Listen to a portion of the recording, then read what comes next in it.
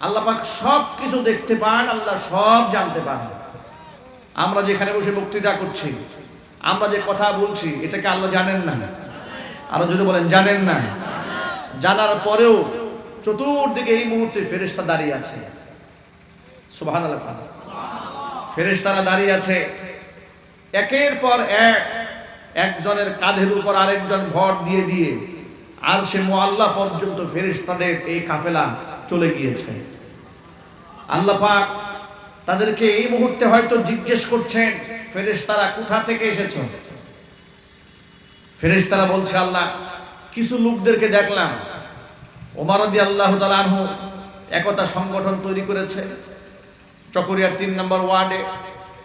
ওরা ঢাকা থেকে আলেমদেরকে দাওয়াত দিয়েছে, তো সেখানে বসে কোরআনে কারীম থেকে আলোচনা হচ্ছে, তোমার প্রশংসা হচ্ছে, তোমার হাবিবের তাজকিরা হচ্ছে। তো তাদের সম্মানার্থে আমরা চতুর্দিকে রহমতের ফেরেশতারা সব দাঁড়িয়ে গিয়েছি। জায়গা না পেয়ে একজনের কাঁধের উপর আরেকজন দাঁড়িয়েছে। দাঁড়াতে দাঁড়াতে তোমার আরশে মুআল্লা পর্যন্ত পৌঁছে গিয়েছে। আল্লাহ পাক বলবেন ফেরেশতাদেরকে, হয়তো এই মুহূর্তে বলছেন, কিন্তু আমরা তো দেখতে পাচ্ছি না, কিন্তু আমরা রাসূলের কথাকে বিশ্বাস করি। আমরা আল্লাহ রাসূলের কথাকে এভাবে বিশ্বাস করি, আমাদের চোখ দিয়া দেখে, আমাদের দেখার মধ্যে ভুল হতে পারে, কিন্তু আমার নবীজির কথার মধ্যে আদৌ ভুল হতে পারে না। ঠিক কিনা? মানুষ চোখে যা দেখে বাস্তবে সেটা নাও হতে পারে। তার বড় প্রমাণ হলো, যখন আপনারা পিচ ঢালাই রাস্তার মধ্যে যখন গাড়ি দিয়ে চলতে থাকবেন, দূর থেকে দেখবেন রাস্তার মধ্যে মনে হয় ভাসমান পানি। দূর থেকে রাস্তার মধ্যে পানি পানি মনে হয়, আসলে সেটা পানি নয়। কাছে গিয়ে দেখলে মনে হয় কিচ্ছু না, এটাকে বলা হয় মরিচিকা, চোখের ধাঁধা। এর মানে চোখ দিয়া মানুষ যা দেখে বাস্তবতা সেটা নাও হতে পারে।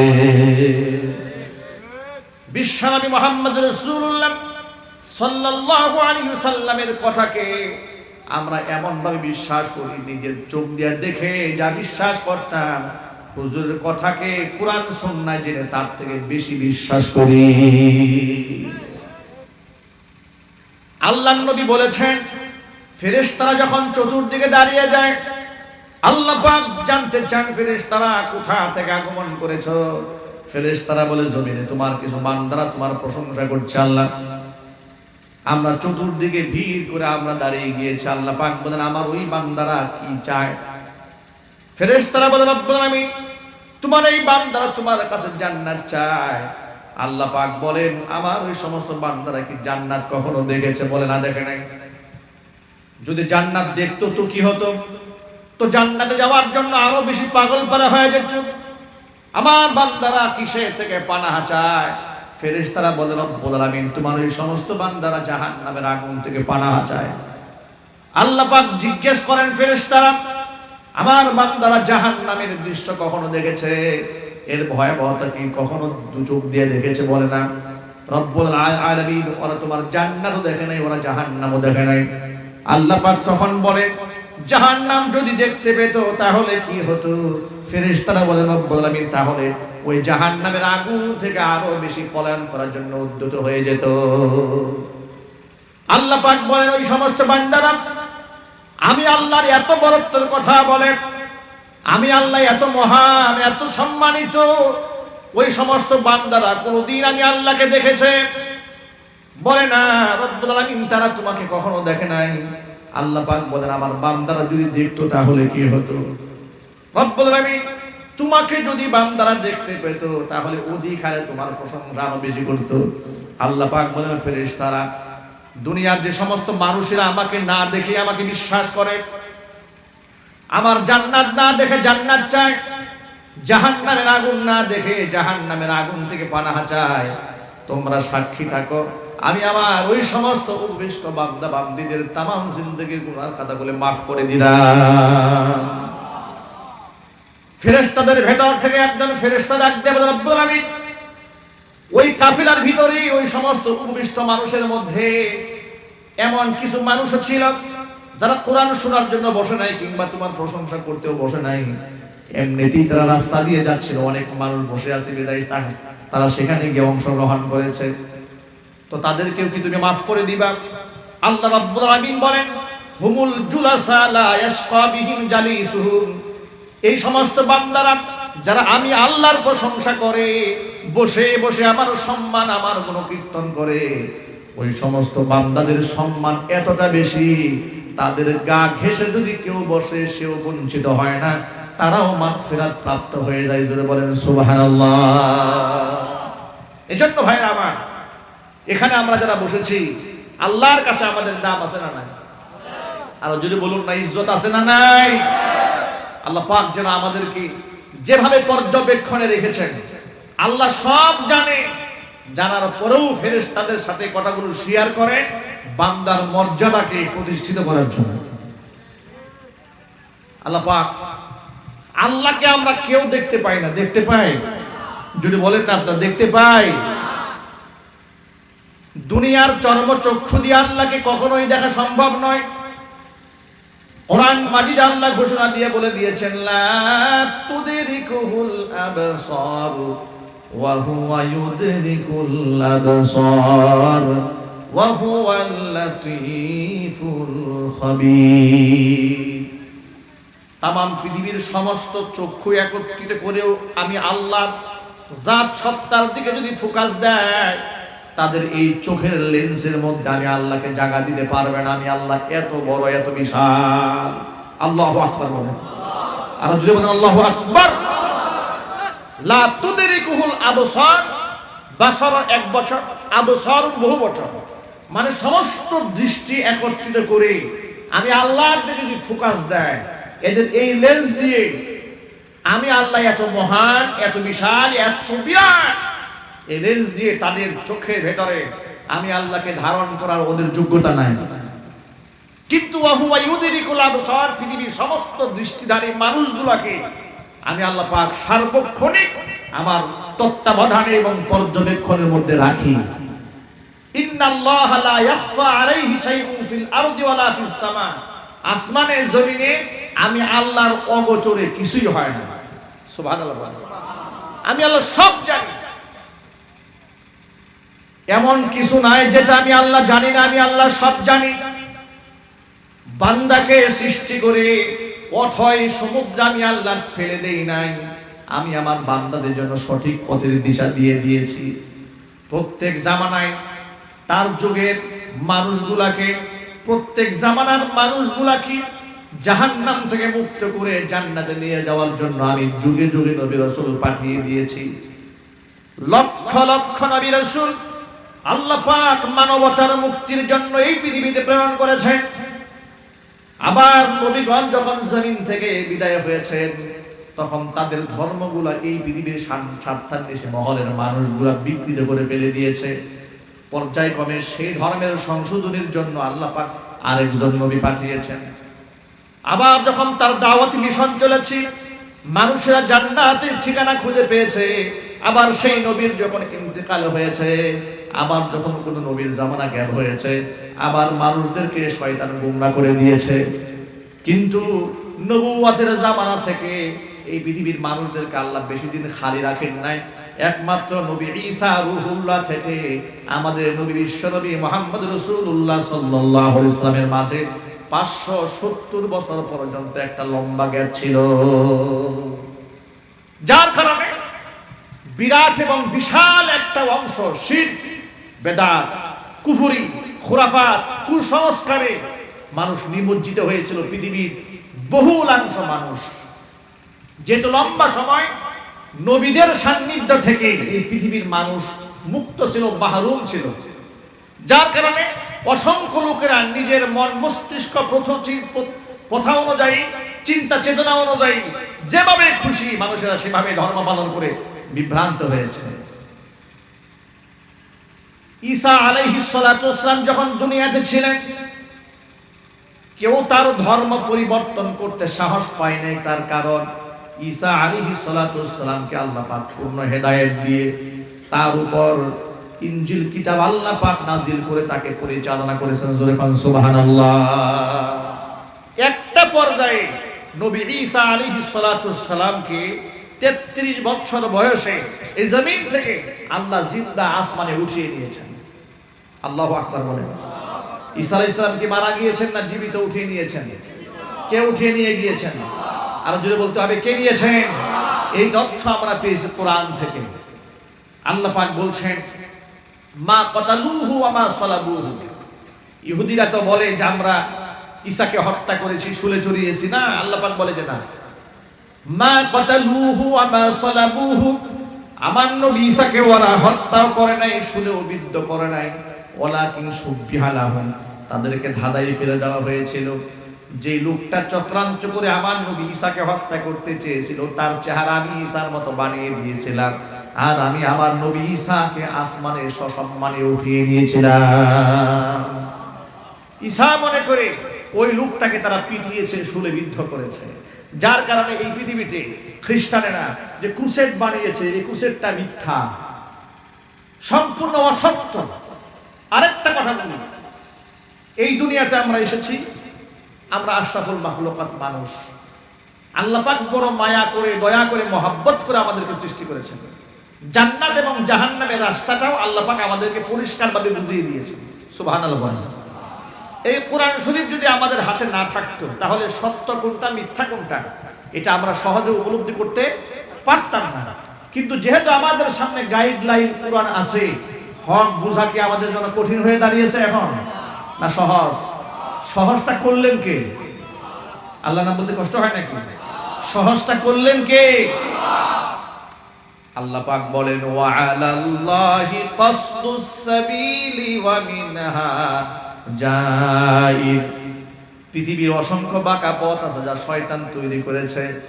আমার বান্দাদেরকে সঠিক পথে পরিচালনা করার জন্য আমি আল্লাহ নিজের উপর দায়িত্বটা গ্রহণ করে নিয়েছি। আমি মানুষকে দেখিয়ে দিয়েছি সঠিক কোনটা ব্যাঠিক কোনটা। আমি মানুষকে উভয় পথ দেখিয়ে দিয়েছি। ওয়াহাদাইনাহুন নাজদাইন, আমি মানুষকে দুইটা পথ দেখিয়ে দিয়েছি। এটা হচ্ছে জান্নাতের পথ, এটা জাহান্নামের পথ। ইহুদিদের পথ তোমরা অবলম্বন করো না, কারণ তারা তাদের ধর্ম বিকৃত করে ফেলে দিয়েছে। খ্রিস্টানদের পথ তোমরা অবলম্বন করো না, কারণ তারাও বিভ্রান্ত হয়েছে। মুশরিকদের পথ তোমরা অবলম্বন করো না, তারাও জাহান্নামী, তারা মুশরিক। এই দুনিয়ার মাটিতে যতদিন বেঁচে থাকবো দুইটা মূলনীতি মাথায় রাখতে হবে, দুইটা অবলম্বন অবশ্যই যেন আমাদের থেকে যায়। সেটা হচ্ছে এক হচ্ছে শিরিক মুক্ত ঈমান, আর একটা হচ্ছে বেদাত মুক্ত আমল। দুইটা জিনিস নিয়ে আমাকে আপনাকে জমিন থেকে বিদায় হতে হবে। একটার নাম হচ্ছে শিরিক মুক্ত ঈমান, আর এক হচ্ছে বেদাত মুক্ত আমল। সবাই বলেন তো, শিরিক মুক্ত আর বেদাত মুক্ত আমল। এই কথাটা মনে থাকবে যদি বলেন ইনশাআল্লাহ। দেখুন, আপনাদের সামনে আমি আজকে যে টপিকস নিয়ে কথা বলতে চাই, এই এতগুলো ভূমিকার কথা বললাম, এর পেছনে আমার মূল কারণটা কি? এর মূল কারণটা হচ্ছে এই পৃথিবী থেকে কোনো মানুষ যদি শিরিক মুক্ত ঈমান নিয়ে বিদায় হতে পারে, তার যত দুষ্ত্রুটি হোক না কেন আল্লাহ সুবহানাহু ওয়া তাআলা যদি চান তাহলে তাকে মাফ করে দিতে পারবেন, এবং তাকে মাফ করবেন বলে আমরা আশাবাদও ব্যক্ত করি, ঠিক কি না? কিন্তু যদি ঈমানের মধ্যে ভেজাল থাকে, শিরিক থাকে, আল্লাহ পাক তাকে ক্ষমা করবে না বলে আল্লাহ কোরআনে নিজেই ঘোষণা দিয়েছেন। সুতরাং আমাদের বিশ্বাসের মধ্যে যেন আমাদের অজান্তেও শিরিক না আসে, এই ব্যাপারে সেনসিটিভ একটা জায়গা, এটা ঠিক রাখার প্রয়োজন আছে না নাই? আর যদি বলেন আছে না নাই? আমাদের চূড়ান্ত শত্রু হচ্ছে শয়তান। ইন্নাশ শাইতানা লাকুম আদুউম মুবিন।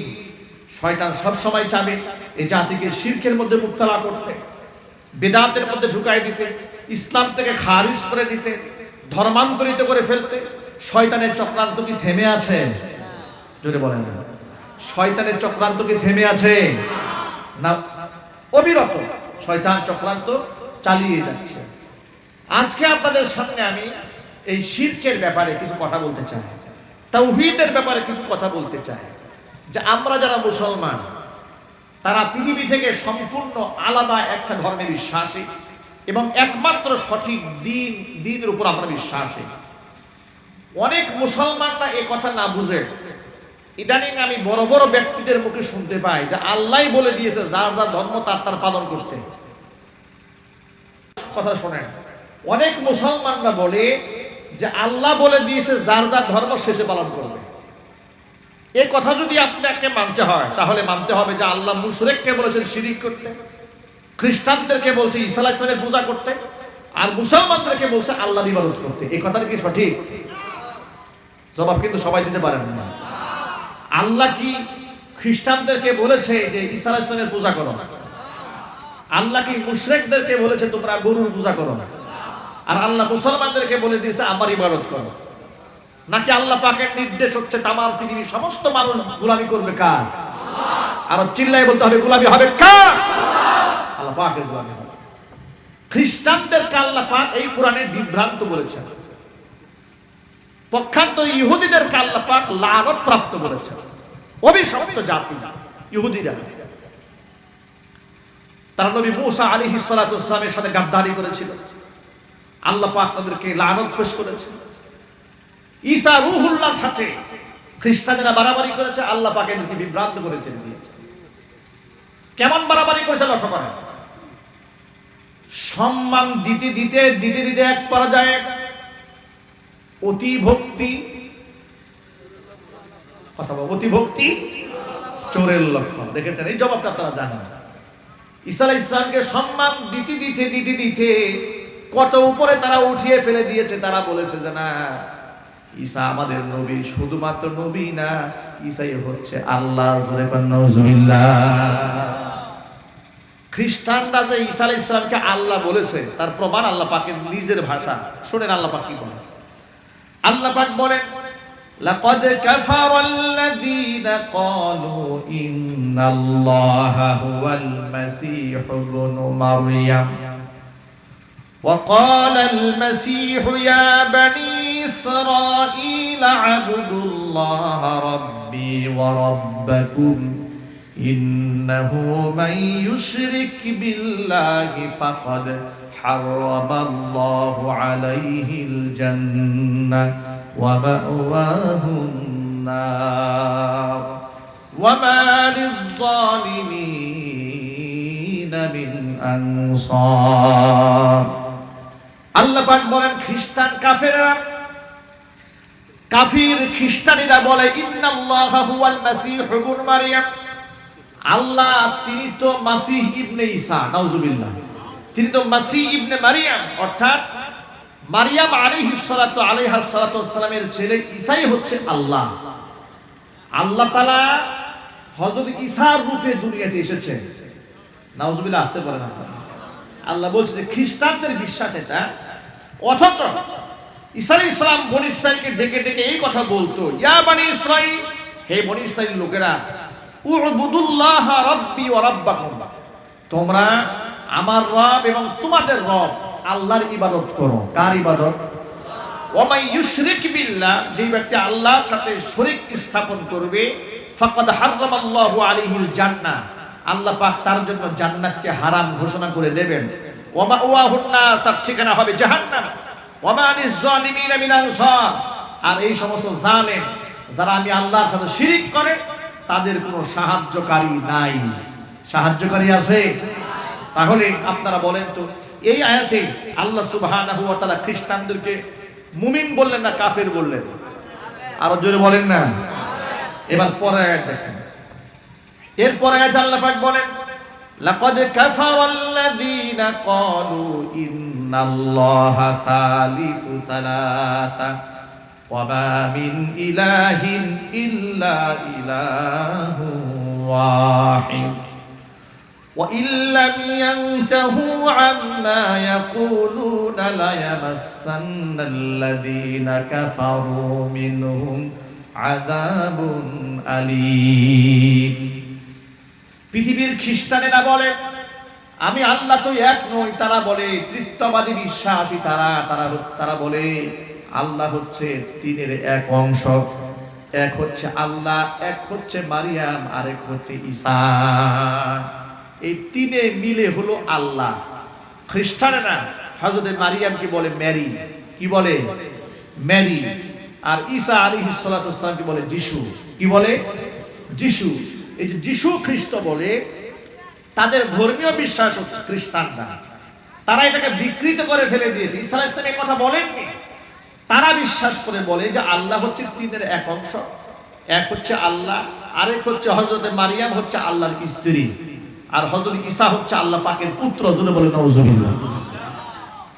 এই যে প্রত্যেক বছর 25শে ডিসেম্বর ক্রিসমাস ডে, খ্রিস্টানদের বড়দিন উদযাপিত হয় বিশ্বব্যাপী, ঠিক কিনা? আবার এই দিবস উপলক্ষে আমি আগে এই দৃশ্য কখনো দেখি নাই, বাংলাদেশের অনেক বড় বড় মুসলিম নেতা খ্রিস্টানদের ক্রিসমাস ডে উপলক্ষে তারা শুভেচ্ছা জ্ঞাপন করে। আমি কি ভুল বললাম? পত্রিকার পাতায় হেডলাইন হয়ে ছাপা হয়, অমুক সাহেব খ্রিস্টানদের বড়দিন উপলক্ষে শুভেচ্ছা দিয়েছেন। শুধু তাই নয়, তারা একটা বাণী দিয়েছেন। বাণী কি? ঈসা আলাইহিস সালাতু ওয়াস সালাম 70 দিন প্রচারে এসেছিলেন, তিনি মানবতার কল্যাণ কামনা করেছেন। কথা সত্য, পৃথিবীর কোন নবী রাসূলগণ বদ্দিন নিয়ে আসেন নাই, পৃথিবীর সমস্ত নবী রাসূলগণ দ্বীন নিয়ে এসেছেন। কিন্তু আমার প্রশ্ন হচ্ছে, এ কথার মাধ্যমে আপনি এই কথা প্রমাণ করতে পারবেন না যে সত্য দিন নিয়ে নবীগণ দুনিয়াতে এসেছিলেন, তার উম্মতেরা সেই সত্য দিনের উপর কি আছে? কথা বলেন না। তার উম্মতেরা সত্য দিনের উপর আছে। এবার ক্রিসমাস ডে মানে কি? ক্রিসমাস ডে শুভেচ্ছা জ্ঞাপন করার আগে আপনাকে ওই দিবস সম্পর্কে জানতে হবে, আগে বুঝতে হবে যে আপনি কিসের মধ্যে ওয়েলকাম দিলেন। খ্রিস্টানেরা বিশ্বাস করে 25শে ডিসেম্বরে আল্লাহ রাব্বুল আলামিন তার পুত্র ঈসাকে জন্ম দিয়েছেন। জোরে কোন নাউজুবিল্লাহ। আমরা যারা মুসলমান, আপনারা বলেন, আমরা কি জেনে শুনে কোন মুশরিকের শিরকি বিশ্বাসে শুভেচ্ছা দিতে পারি? সবাইকে বলতে হবে দিতে পারি। আল্লাহ পাক কি বলেন শোনেন, যারা এই বিশ্বাস করে যে ঈসা আমার ছেলে, মারিয়াম আমার স্ত্রী, নাউযুবিল্লাহি মিন যালিক, এই মতাদর্শে যারা বিশ্বাসী, আল্লাহ 1000 বছর আগে ঘোষণা দিয়ে বলেছেন, ওয়া ইল্লাম ইয়ানতাহু আম্মা ইয়াকুলুনা, ওরা যা বলে এখান থেকে, এই বিশ্বাস থেকে ওরা যদি বিরত না হয়, যদি বের হয়ে না আসে, আমি আল্লাহকে এক এবং একক হিসেবে বিশ্বাস যদি না করে, লা ইয়ামাসান্নাল্লাযীনা কাফারু মিনহুম আযাবুন আলীম, এদের মধ্যে যারা এই বিশ্বাস করে কাফের হয়েছে, এদেরকে কঠিন যন্ত্রণাদায়ক আযাবে পাকড়াও করবে। এরপর আল্লাহ পাক ওদের জন্য একটা অবকাশ দিলেন। আল্লাহ পাক বলেন, ফালা ইয়াতুবুনা ইলাল্লাহি ওয়া ইস্তাগফিরুনাহু ওয়াল্লাহু গফুরুর রহিম। ওরা কি আমি আল্লাহর দিকে তওবা করে ফিরে আসবে না? এই সমস্ত খ্রিস্টানেরা যারা আমার সাথে শরীক স্থাপন করেছে, মারিয়ামকে আমার স্ত্রী নাউজুবিল্লাহ বানিয়ে দিয়েছে, ঈসাকে আমার সন্তান বানিয়ে দিয়েছে, এভাবে যারা শিরক কর্মকাণ্ড করেছে, আফালা ইয়াতুবুনা ইলাল্লাহ, আমি আল্লাহর দিকে কি ওরা ফিরে আসবে না? ওরা যদি আমার দিকে ফিরে আসে, ওয়া ইস্তাগফিরুনাহু, আমার কাছে যদি ক্ষমা প্রার্থনা করে, আল্লাহু গফুরুর রহিম, আমি আল্লাহ সেই দয়ালু, আমি আল্লাহ ওদেরকে ক্ষমা করে দেব। এরপরে আমাদের বিশ্বাসটা শোনেন। এবার প্রশ্ন হলো, তাহলে ঈসা আলাইহিস সালাম যদি আল্লাহর ছেলে না হয়, মারিয়াম যদি আল্লাহ পাকের স্ত্রী না হয়, তাহলে তারা কি? কোরআন বলে দিয়েছে, মাল মাসীহু ইবনু মারইয়াম ইল্লা রাসূল, ঈসা ইবনে মারইয়াম তিনি তো আর কিছুই নন, তিনি একজন রাসূল। কদ খালাত মিন ক্বাবলিহির রাসূল, তার পূর্বে ঈসার মতো অসংখ্য রাসূল এই পৃথিবীতে গত হয়েছেন।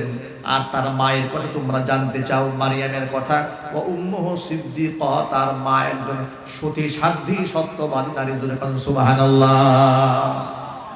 দেখেন, ইসলাম পৃথিবীর কোন ধর্মকে খাটো করেছে? জোরে বলেন। অসম্মান করেছে? ঈসা আলাইহিস সালামকে অসম্মান করেছে, হযরত মারিয়ামকে অসম্মান করেছে। যিনি যতটুকু সম্মান পাওয়ার উপযুক্ত, সত্য হক বাণী ইসলাম মানুষকে বুঝিয়ে দিয়েছে। আল্লাহু আকবার। এবার আল্লাহ যুক্তি দিয়ে বোঝাচ্ছেন যে তোমরা যে ঈসাকে আমার ছেলে বলো, মারিয়ামকে আমার স্ত্রী বলো, তোমাদের কি একটু বিবেকে কাটে না? বিবেক ধরে না যে আমার শরীর তারা কেমনে হবে? ওরা তো খাবার না খেয়ে বাঁচতে পারে না, ঠিক কি না? স্রষ্টা কি খাবার খায় নাকি? আল্লাহ পাক বলেন, তোমরা যে ঈসাকে বলো যে সে আমার একটা অংশ, কিন্তু কানা ইয়াকুলানি তাআম, ওরা তো খাবার খায়, মারিয়াম তো খাবার খাইতো, তাহলে যারা খাবার না খেলে জীবন বাঁচে না, আলো বাতাস না নিলে জীবন তাদের শেষ হয়ে যায়, তারা তো আমি আল্লাহর অংশ কিছুতেই হতে পারে না। কানা ইয়াকুলানি তাআম, ওরা খাবার খায়। উনজুর, ও নবী আপনি দেখেন, কাইফা নুবাইয়িনু লাহুমুল আয়াত, কত সুন্দর করে এদেরকে আমি ব্যাখ্যা করে করে বুঝাই দেই যাতে করে আমার কথাগুলো ওরা বুঝতে পারে। কিন্তু আশ্চর্যের ব্যাপার, সুম্মা কাইফা নুবাইয়িনু লাহুমুল আয়াতি সুম্মা উনজুর আন্না ইউফাকুন, এত করে বুঝাই দিলাম, এরপরে আপনি তাকায় দেখেন এই মানুষগুলো কোন দিকে যায়। ও নবী আপনি ওদেরকে বলে দেন, কুল আতা'বুদুনা মিন দুনিল্লাহি মা লা ইয়ামলিকু লাকুম দাররান ওয়ালা নাফআ ওয়াল্লাহু হুয়াস সামিউল আলীম। নবী আপনি মানুষদেরকে বলেন, আতা'বুদুনা মিন দুনিল্লাহ, আল্লাহকে বাদ দিয়া তোমরা কি ওই জিনিসের ইবাদত করো নাকি যারা তোমাদের অকল্যাণ কিংবা কল্যাণ কোনো কিছুর করার মালিক নয়? ভালো মন্দ করার একমাত্র মালিক কে? আরো জোরে, ভালো মন্দ করার মালিক আল্লাহ ছাড়া। ওয়াল্লাহু হুয়াস সামিউল আলীম, অবশ্যই তিনি সব শুনতে পান আর তিনি সব জানেন। ভাইরা আমার, এই এতগুলো আয়াত আপনাদের সামনে উপস্থাপন করার আমার উদ্দেশ্যটা কি? উদ্দেশ্য হচ্ছে এই দেশে খ্রিস্টানদের প্রতি, খ্রিস্টান ধর্মের প্রতি একটা মৌন সমর্থন দেওয়ার কালচার ইতোমধ্যে আমাদের সমাজের মধ্যে অনুপ্রবেশ করানো হচ্ছে। কথা বলেন। এবং সেটা কেন্দ্রীয় পর্যায় থেকে কি বলা হয় জানে? সবাই আপন আপন ধর্ম পালন করবে, এটা আল্লাহ কোরআনে বলে দিয়েছে না? আল্লাহ কোথায় বলেছে? বা আল্লাহ বলে দিয়েছে লাকুম দীনুকুম ওয়ালিয়া দীন, যার যার ধর্ম তার তার। এটা কি লাকুম দীনুকুম ওয়ালিয়া দীনের অর্থ? কথা বলেন। লাকুম দীনুকুম ওয়ালিয়া দীনের অর্থ কি যার যার ধর্ম তার তার? না, এই কথার একটা প্রেক্ষাপট আছে। এই কথার আগের কথাটা কি বুঝতে হবে আগে, যে আগে 4-5 বার কি বলা হয়েছে, না মানার কারণে কি কথা বলা হয়েছে। হুট করে আগের কথা বাদ দিয়ে পরের কথা বাদ দিয়ে প্রেক্ষাপট বাদ দিয়ে মাঝখান থেকে একটা আয়াত টান দিয়ে তুলে ধরে লাকুম দীনুকুম ওয়ালিয়া দীন, যার যার ধর্ম তার তার, এই ব্যাখ্যা তোমাকে কে শিখিয়েছে? এই শয়তানি ব্যাখ্যা। ভাইরা আমার, এবার আসল কথা আসে। যদি কথাটা এমন হয়ে যায় যে লাকুম দীনুকুম ওয়ালিয়া দীন, যার যার ধর্ম শেষে পালন করবে, তাহলে আল্লাহ পাক নবী পাঠালেন কেন? তাহলে আল্লাহ নবী তায়েফে গিয়া রক্ত ঝরালেন কেন? আল্লাহ নবী উহুদের ময়দানে দাঙ্গা শহীদ করলেন কেন? যার যার ধর্ম তার তার যদি হয়ে থাকে, আল্লাহ নবীকে হিজরত করতে হলো কেন? কথা বলেন না কেন? যার যার ধর্ম শেষে পালন করবে, এ কথা যদি রাসূল বুঝতেন, তাহলে কি মক্কার মুশরিকদের বিরোধিতা করতে গিয়ে মার খেতে হতো? দেশ ছাড়তে হতো? তাহলে আল্লাহর হাবিব পৃথিবীর খ্রিস্টান রাজা বাদশাদের কাছে হেদায়েতের জন্য, তাওহীদের কালিমা গ্রহণ করার জন্য চিঠি লিখলেন কেন? কেন আল্লাহর নবী মানুষের বাড়িতে বাড়িতে গিয়ে তাওহীদের দাওয়াত দিলেন, শিরকের বিরোধিতা করলেন? এ কথার ব্যাখ্যা বোঝার দরকার আছে না নাই? সংক্ষেপে বলি, অনেক লম্বা কথা না। লাকুম দীনুকুম ওয়ালিয়া দীনের সংক্ষিপ্ত কথা হলো, কাফের মুশরিকরা নবী মুহাম্মদ সাল্লাল্লাহু আলাইহি ওয়াসাল্লামকে প্রস্তাব দিয়েছিল, মুহাম্মদ তুমি তো খুব ভালো মানুষ, তুমি আমাদের কাছে আল আমিন, অতি বিশ্বাসী মানুষ, তোমার কাছে আমরা আমাদের স্ত্রীর গহনা পর্যন্ত আমানত হিসেবে রাখি, গচ্ছিত রাখি। এর মানে ব্যক্তি মুহাম্মদকে আমরা কোনোদিন ঘৃণা করি না। আপনারা বলেন তো, ব্যক্তি মুহাম্মদ সাল্লাল্লাহু আলাইহি ওয়াসাল্লামকে মক্কার মুশরিকরা কখনো ঘৃণা করেছে? জবাব কিন্তু সবাই দেন নাই। ব্যক্তি মুহাম্মদ সাল্লাল্লাহু আলাইহি ওয়াসাল্লামকে, নবী মুহাম্মদ না, ব্যক্তি মুহাম্মদ সাল্লাল্লাহু আলাইহি ওয়াসাল্লামকে মক্কার মুশরিকরা কি ঘৃণা করেছে? অবজ্ঞা করেছে? তুচ্ছ-তাচ্ছিল্য করেছে? শত্রুতা করেছে? শত্রুতা করবে দূরের কথা, মক্কার বড় বড় মুশরিকরা নিজের বউয়ের গহনা ব্যক্তি মুহাম্মদ সাল্লাল্লাহু আলাইহি ওয়াসাল্লামের কাছে আমানত রাখে, দেখেছে? কত বিশ্বাস করেছে মুহাম্মদ সাল্লাল্লাহু আলাইহি ওয়াসাল্লাম। তাহলে কোন মুহাম্মদের সাথে তাদের দুশমনী? নবী মুহাম্মদ সাল্লাল্লাহু আলাইহি ওয়াসাল্লামের উপর দুশমনী, ঠিক কিনা বলেন? দেখেন কোরআনে একটা আয়াতের মধ্যে আল্লাহ পাক বলেন, ওয়ামা নাকামু মিনহুম ইল্লা আইয়ুমিনু বিল্লাহিল আজিজিল হামিদ। নবীজি আমার ওই সমস্ত ইমানদার বান্দাদের কি শত্রু মনে করে তারা তো প্রতিশোধ গ্রহণ এজন্য করে নাই যে তারা কোনো অপরাধ করেছে, একমাত্র এই কারণে ইমানদার বান্দাদেরকে বড় কষ্ট দিয়েছে যে আইয়ুমিনু বিল্লাহিল আজিজিল হামিদ, মহাপরাক্রমশালী প্রজ্ঞাময় সবচেয়ে প্রশংসিত সর্বাধিক সম্মানিত প্রশংসিত আমি আল্লাহর উপরে তারা ঈমান এনেছে, এই জন্য আমার বান্দাদেরকে ওরা কষ্ট দিয়েছে। কোরআনে কারীমের আল্লাহ অন্য আয়াতের মধ্যে বলেন নবীজি ওই সমস্ত মুশরিকেরা ইন্নাহুম লা ইউকাযযিবুনাক, আপনাকে মিথ্যাবাদী বলে না, ওরা যে আপনাকে বলে আপনি পাগল হয়েছেন, মাজনুন হয়েছেন, মিথ্যাবাদী হয়েছেন, 40 বছর তো ওরা আপনাকে মিথ্যাবাদী বলে নাই, 40 বছর পর্যন্ত ওরা আপনাকে পাগল বলে নাই, 40 বছর পর্যন্ত আপনাকে জিনে ধরেছে, এই কথাও ওরা বলে নাই।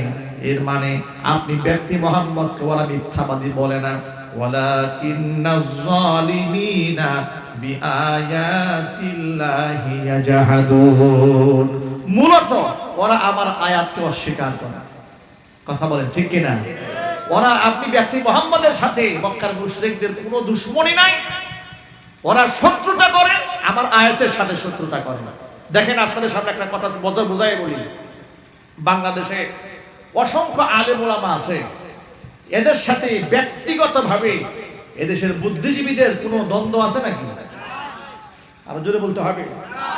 এদেশের মুশরিক তাদের সাথে দ্বন্দ্ব আছে, বুদ্ধিজীবীদের দ্বন্দ্ব আছে, নাস্তিকদের দ্বন্দ্ব আছে, ব্যক্তিগতভাবে জমি জামা নিয়ে আলেম ওলামাদের সাথে মারামারি আছে, মামলা মুকদ্দমা, কিলাকিলি, দেন দরবার, রাজনৈতিক চেয়ার নিয়ে মারামারি, কোনো কিচ্ছু নাই। এরপরেও আলেমদের নাম ওরা সহ্য করতে পারে না। কথা বলেন ঠিক কিনা? আমি আবার বলছি, যেমন আওয়ামী লীগ, বিএনপি, জামাত ইসলাম, জাতীয় পার্টি, এগুলো রাজনৈতিক কিছু দলের নাম আছে। রাজনৈতিক ক্ষেত্রে দেখবেন চেয়ার নিয়ে কিলাকিলি হয়। যে এলাকায় আওয়ামী লীগ ছাড়া অন্য দল নাই, আওয়ামী লীগের কয়েক গ্রুপ হয়ে যায়। কথা বলেন, 2-3 গ্রুপ হয় নাই, আওয়ামী লীগে মারামারি হয় নাই, এগুলো রাজনৈতিক, ঠিক কিনা? আমি বোঝাতে চেয়েছি যে রাজনৈতিক দ্বন্দ্বের কারণে হিংসা বিদ্বেষ হয়, কিন্তু আলেমদের প্রতি এক শ্রেণীর মানুষের বিদ্বেষ রয়েছে, সেটা কি রাজনৈতিক বিদ্বেষ? না, কারণ আলেম তো তার চেয়ার চায় না, নেতৃত্বও চায় না, গদিও চায় না, কিচ্ছু চায় না। এরপরেও কিছু কিছু আলেমের ব্যাপারে কিছু মানুষের অ্যালার্জি হয় কেন?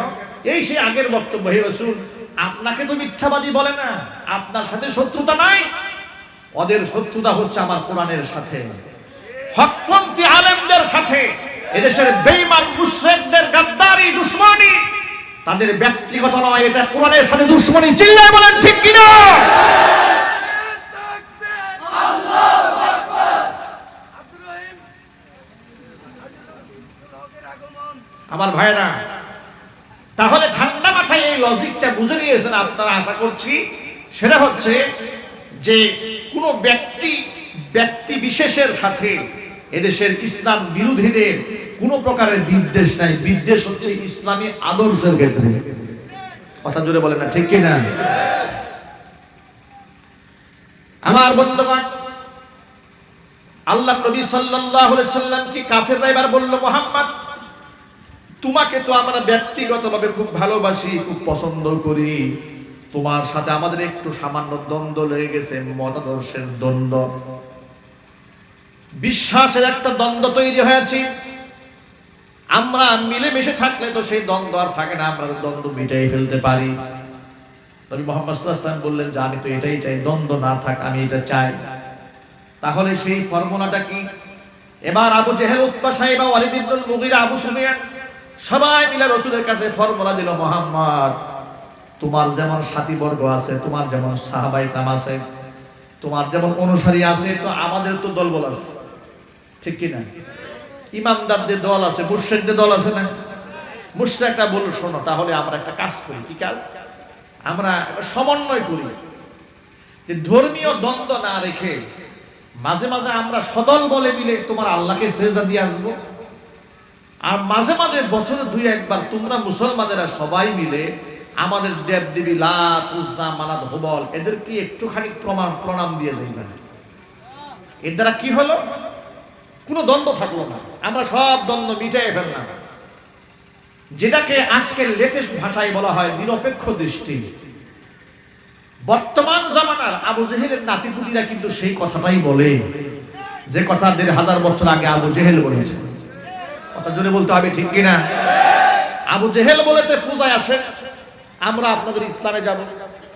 আজকের বর্তমানে আবু জেহেলের নাতিরা কিন্তু এই কথাটাই বলে যে ধর্ম যার যার উৎসব সবার। এই কথা বলার মাধ্যমে তারা এই কথাই প্রমাণ করে আবু জেহেল যে প্ল্যান করেছিল সেই প্ল্যানে আবু জেহেল সাকসেস হতে পারে নাই। বর্তমানে আবু জেহেলের নাতিপুতিরাও সাকসেস হতে পারবে না। চিল্লায় বলো মুসলমান, ঠিক কিনা? ওরা চায় মুসলমানকে মুশরিক বানাতে। এই প্রেক্ষাপটে আল্লাহ সূরা কাফিরুন নাযিল করলেন। আল্লাহ জবাব দিয়ে দিলেন যে আপনি এখন কি করবেন শোনেন। ও নবী আপনি বলেন, কুল ইয়া আইয়ুহাল কাফিরুন লা আ'বুদু মা তা'বুদুন ওয়ালা আনতুম আবিদুনা মা আ'বুদু ওয়ালা আনা আবিদুম মা আবাদতুম ওয়ালা আনতুম আবিদুনা মা আ'বুদ লাকুম দীনুকুম ওয়ালিয়া দীন। নবীজি আপনি ওদের এই প্রস্তাবকে প্রত্যাখ্যান করে দিয়ে বলে দেন, ইয়া আইয়ুহাল কাফিরুন, হে অস্বীকারী কাফিরেরা, তোমরা যে বলেছো মাঝে মাঝে তোমাদের পূজায় যেতে, লা আ'বুদু মা তা'বুদুন, তোমরা যার ইবাদত করো আমি নবী কোনদিন তার ইবাদত করব না। ওয়ালা আনতুম আবিদুনা মা আ'বুদ, আর আমি যে আল্লাহর ইবাদত করি শিরিক মুক্ত ভাবে তার ইবাদত তোমরাও কোনদিন করবা না।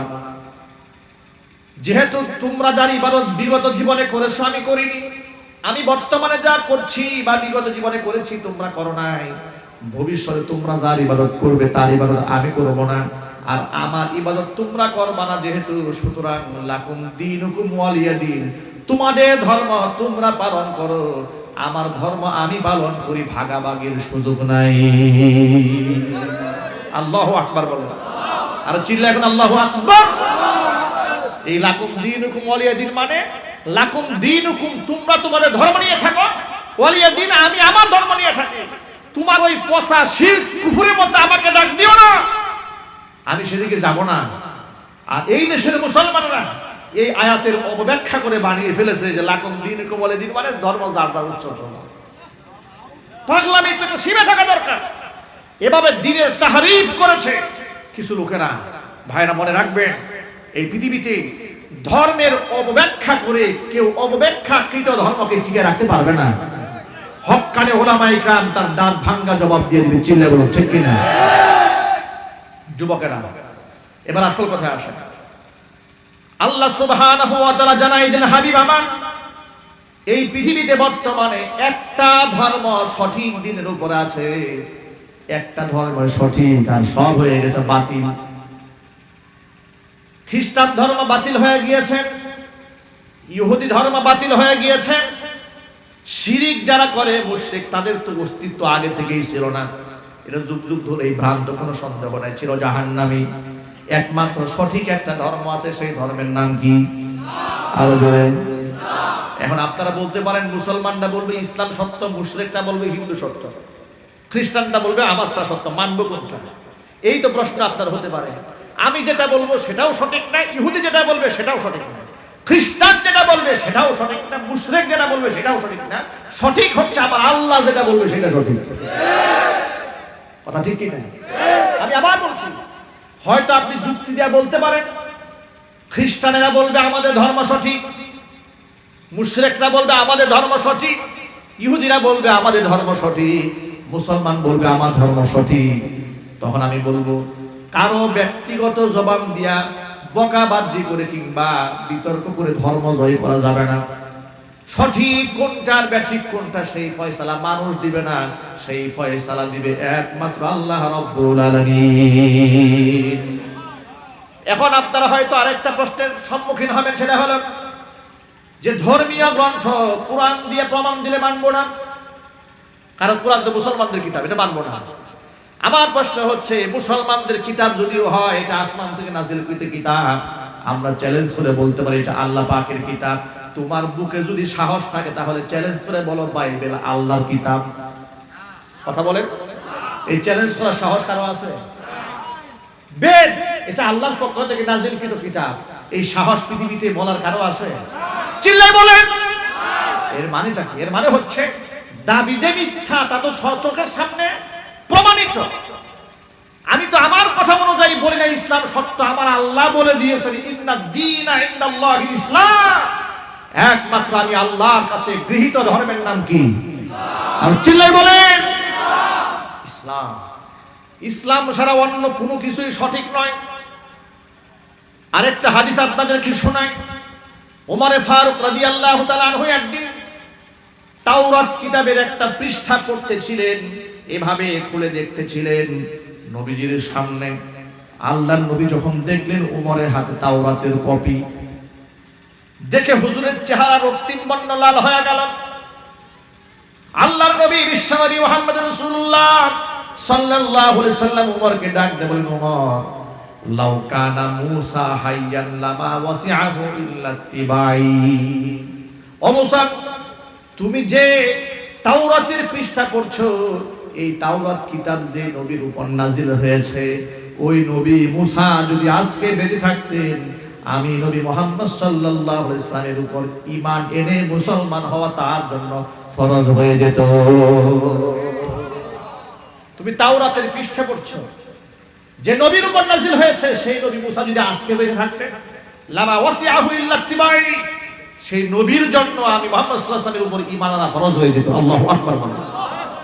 এর মানে আল্লাহর নবী বুঝায় দেন উম্মতকে শিখিয়ে দিন, উম্মতেরা মুসা আলাইহিস সালাতু ওয়াস সালাম চলে গিয়েছেন, তার ধর্ম শেষ।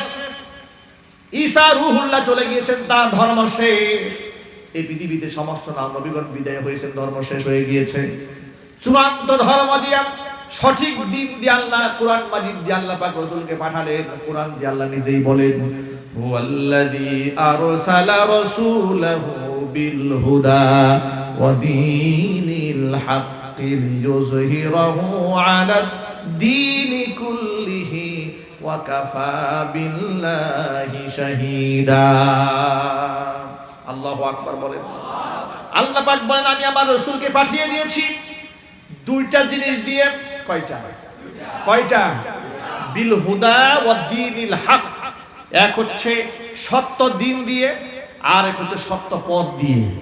সঠিক পথ এবং সঠিক দিন, সঠিক জীবন ব্যবস্থা এবং সঠিক পদ্ধতি দিয়ে আমার রাসূলকে পাঠালাম। দায়িত্ব কি? লিইয়ুযহিরাহু আলাদ দীনি কুল্লিহি। পৃথিবীতে যত ভ্রান্ত ধর্ম আছে, সমস্ত ভ্রান্ত ধর্মকে ডিলিট করে দিয়ে আমার নবী যেন হক ধর্ম পৃথিবীতে প্রতিষ্ঠিত করতে পারে। সুবহানাল্লাহ বলবেন না? তাহলে সমস্ত বাতিল ধর্মের উপরে ইসলাম সঠিক ধর্ম, এটাকে প্রতিষ্ঠিত করার জন্য আমার রাসূলকে জমিনের মধ্যে আমি পাঠিয়ে দিয়েছি। আল্লাহু আকবার। ভাইরা, বোনেরা, ইমানে ভেজাল রাখা যাবে না, বিশ্বাসের মধ্যে ভেজাল রাখা যাবে না। আমাদের দেশের এক ব্যক্তি বলেছিলেন যে দেব দেবীর সমালোচনা করতে নাই, বিচার তো কিয়ামতের মাঠে হবে, সেদিন বোঝা যাবে যে আসলে কোনটা সঠিক কোনটা বেঠিক। নাউজুবিল্লাহ আসছে বলে। এই কথা যদি কোনো মুসলমান বলে তার ঈমান আছে? আবার বলে যে সব দেব দেবীর সমালোচনা করতে নাই, কার মধ্যে কি আছে বলা যায় না। নাউজুবিল্লাহ।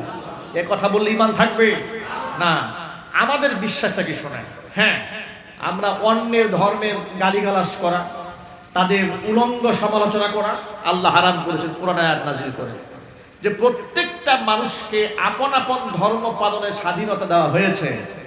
জবরদস্তি করে কালিমা পড়াবার দায়িত্ব নবী রাসূলকে দেওয়া হয় নাই, আলেমদেরকে দেওয়া হয় নাই। এটা হচ্ছে আল্লাহ পাকের মূল বক্তব্য, যে হেদায়েত আপনার সামনে, মানুষের সামনে স্পষ্ট করে দেওয়া হয়েছে। লা ইকরাহা ফিদ্দীন। জবরদস্তি করে গলায় ছুরি লাগায় বলবেন কালিমা পড়, না হয় তোকে হত্যা করব, এই অধিকার পৃথিবীর কোনো নবীর নাই। সুবহানাল্লাহ। এই অধিকার দেওয়া হয় নাই। তাহলে কি দেওয়া হয়েছে? কত্তাবাইয়ানা রুশদু মিনাল গায়য়ি। কোনটা সঠিক পথ, কোনটা বাঁকা পথ, কোনটা হক, কোনটা বাতিল মানুষের সামনে স্পষ্ট হয়ে গিয়েছে। সুতরাং যদি কেউ ইসলাম গ্রহণ করতে চায়, তাকে দ্বীনের দাওয়াত দেন, ইসলামের সৌন্দর্যতা দেখে সে যেন ইসলামের সুমহান আদর্শ গ্রহণ করে। আর যে দেশে ইসলাম প্রতিষ্ঠিত হয়, সে দেশ আমার কোরআন দিয়ে পরিচালনা করেন। জোরে বলেন সুবহানাল্লাহ। গোটা বিশ্বময় কোরআনের বাণী কিনা? কারা কারা চান? দু হাত দেখতে চায়। কারা কারা চায়? আল্লাহ তুমি আমাদেরকে কবুল করে নাও। জোরে বলেন আমিন। এতক্ষণ পর্যন্ত আমি আপনাদের সামনে যতগুলো আয়াত বলেছি, যতগুলো হাদিস বলেছি, যতগুলো যুক্তি উপস্থাপন করেছি, এতগুলা কোরআনের আয়াত, হাদিস, যুক্তি, আল্লাহ পাকের বক্তব্য, এগুলা থেকে আপনারা কি বুঝতে পারলেন? এই পৃথিবীতে ধর্ম কতগুলা সঠিক? কয়টা সঠিক? সেই ধর্মের নাম কি? এই বক্তব্যটা কার? মাশাআল্লাহ, তারা পাস। আপনারা সবগুলো বিষয় বুঝতে সক্ষম হয়েছেন। এবার আরেকটা কথা বলি, খ্রিস্টান যারা বর্তমানে পৃথিবীতে আছে তারা কি হিদায়াতের উপর আছে? যদি বলেন, ওরা যে ক্রিসমাস ডে উপলক্ষে যে বিশ্বাস করে যে আল্লাহ তাআলা তার পুত্র ঈসাকে জন্ম দিয়েছেন 25শে ডিসেম্বর, নাউজুবিল্লাহ, এই দিবসটা মুসলমানরা কি উইশ করতে পারে? শুভেচ্ছা জ্ঞাপন করতে পারে? তাদের প্রশংসা করতে পারে? গেল এটা। দুর্গা উৎসব উপলক্ষে মুসলমানেরা কোনো মুশরিকের পূজা মণ্ডপে যাবে না, তারা তাদের ধর্ম পালন করবে, আমাদের কোনো হস্তক্ষেপও নাই, আমাদের কোনো বাধাও নাই। কথা বলেন ঠিক কি না? কিন্তু সেখানে গিয়ে মুসলমানরা পূজার মালা গলায় নিবে, এরপরে সেখানকার প্রসাদ খাবে, আবার বলবে যে এই মূর্তির প্রশংসা করবে। এগুলা যদি কোনো মুসলমান করে, কসম আল্লাহ পাকের, চ্যালেঞ্জ থাকলো পৃথিবীর সমস্ত মুহাক্কিক আলেমদের সহ, সে ব্যক্তি বিনা যুক্তিতে, বিনা তর্কে সে মুশরিক। সাবধান, ইমানের বড় সেনসিটিভ জায়গা।